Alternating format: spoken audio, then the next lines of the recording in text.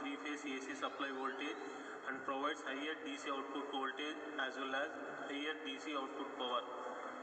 Filtering requirements are also simplified due to the reason of smoothing output load voltage as well as load current, and they are extensively used in high power applications. And the diagram represents the phasor diagram and each phase is shifted at an angle of 120 degrees. The three-phase voltage equations are given by VAN equals to Vm sin omega t as each phase is shifted by 120 degrees, VBN equals to Vm sin omega t minus 120 degrees, VCN equals to Vm sin omega t minus 240 degrees, where Vm equals to maximum phase voltage. And the other important things regarding three-phase fully controlled rectifiers are: three-phase fully controlled rectifier is a two-quadrant converter. It is also known as a full wave bridge converter. Other name is it is also known as a six-pulse converter. The reason for six-pulse converter is for one cycle of alternating voltages, six pulses are going to be produced. That's why it is also known as a six-pulse converter. And three-phase full converter is used in industrial application up to 20 kilowatts power.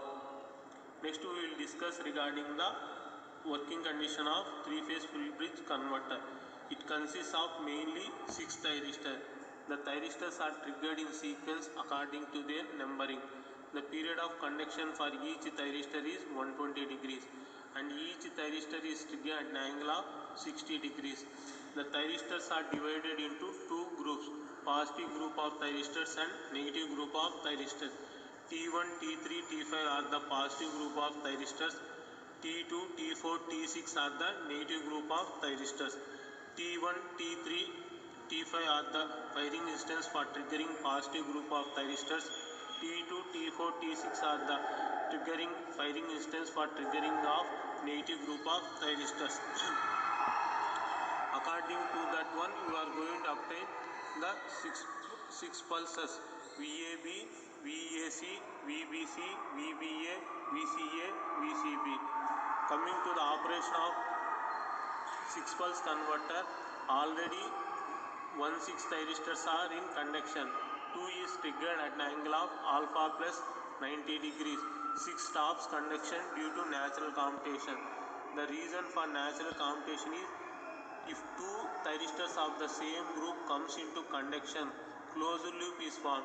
Due to closed loop, short circuit current flows in reverse direction in the thyristor that is already in conduction and makes the thyristor to turn off. Due to this reason, thyristor T6 comes to off state.